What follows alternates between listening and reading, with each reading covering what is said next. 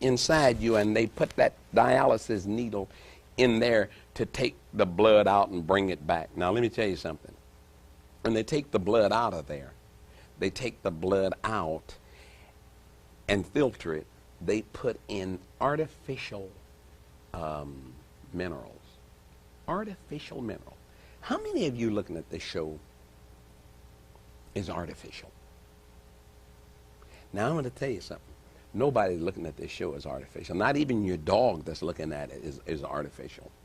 We have blood and bones and all that stuff. So we are organic, 100% organic, meaning that we are alive. So the junk that they put in you will not work. And that's the reason why no matter what color you are, the skin turns black and becomes like leather, because they take all the mineral content out of it. And they say that we're doing this on your behalf, but yet and still the person still walks around all day smelling of urine. How many people like smelling of urine? And this is what the dialysis machine offers.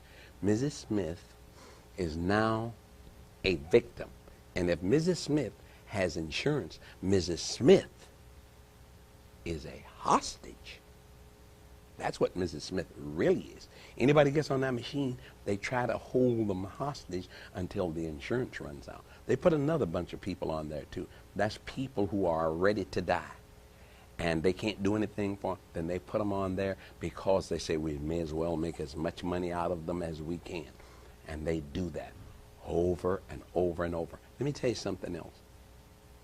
They tell Mrs. Smith, now Mrs. Smith, because your kidneys aren't working, we're going to have to restrict your intake of water because your kidneys are not going to function pretty soon. So Mrs. Smith stops drinking water. 12 ounces a day is all she can drink. And let me tell you something. That's the most deadly thing that happens, because guess what happens? 3 or 4 months, Mrs. Smith actually stops urinating. Do you know why she stops urinating? Because she's not taking in water anymore. That little water that she is taking in, the body says, I must hold on to it to keep you moist. Remember, we are 71% water. 71% liquid is what we are. And so the body is going to hold on to that, trying its best to keep you moist inside. Well, Mrs. Smith goes, wow, the doctor said that I would not be able to urinate in 2 or 3 months. And here I am at that stage. Mrs. Smith is not drinking any water. Let me remind you that George Washington, the first president of the United States, died with 7 doctors standing around his bed. He had a raging fever. They refused him 1 drop of water, saying that the water would surely worsen the condition.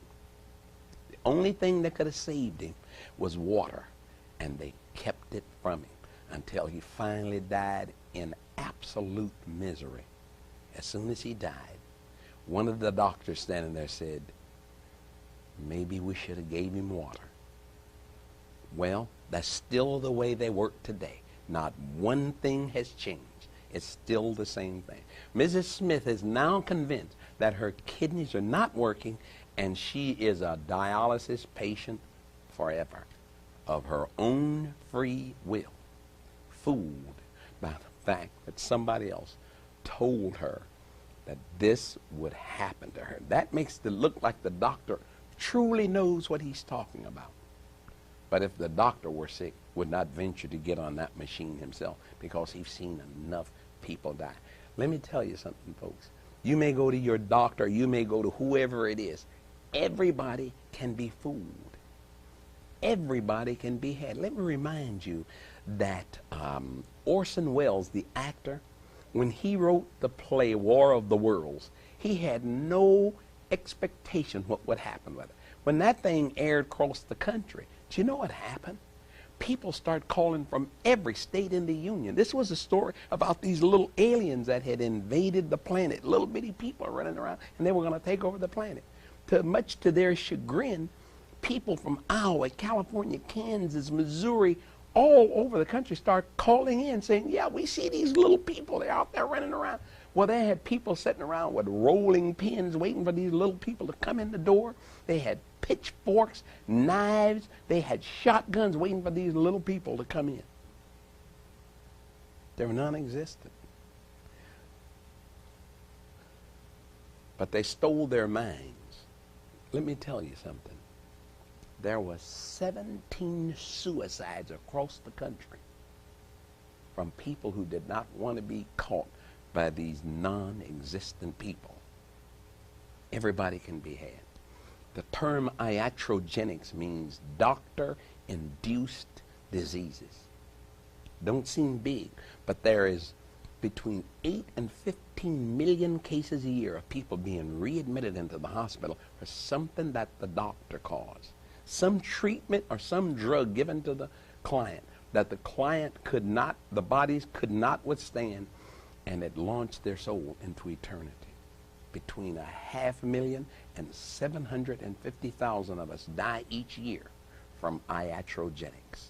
And that is something that we must wake up to. You have to wake up to. The doctor is killing us by the hundreds of thousands, not from our disease, but from the treatment. There are herbs whose only job is to build the kidneys. That's their only job, to build the kidneys. Every 11 months, you got a new set of kidneys anyhow. I don't care what you're eating, you got a new set of kidneys every 11 months. It's built off of what you ate. But every 11 months, you got a new set of kidneys. There's all kinds of herbs out there to help you rebuild those kidneys. But one of the big things that causes the kidneys to fail is drugs. Medicine causes the kidneys, the heart, and the liver to fail. And it causes it severely to fail. Nobody has to go on the dialysis machine. Nobody is ever better for going on the dialysis machine. People, when they're off of the dialysis machine, sometimes sit in the dark for hours like this with the most severe headache. Headaches that they can't stand anybody to whisper after they come off of the machine. My daughter told me her mother was going on the machine all the time. My daughter told me that, Daddy, sometimes when you go in there, it sounds like the delivery room. It's painful. I've had 2 of my friends who died while taking a treatment. But don't worry, they got plenty of people there. You have plenty of people to replace you when they put you on that dialysis. Let me tell you, it's a conflict of interest for a doctor to own a pharmacy and be a doctor and send you to the pharmacy. Doctors cannot own pharmacies. They used to own pharmacies.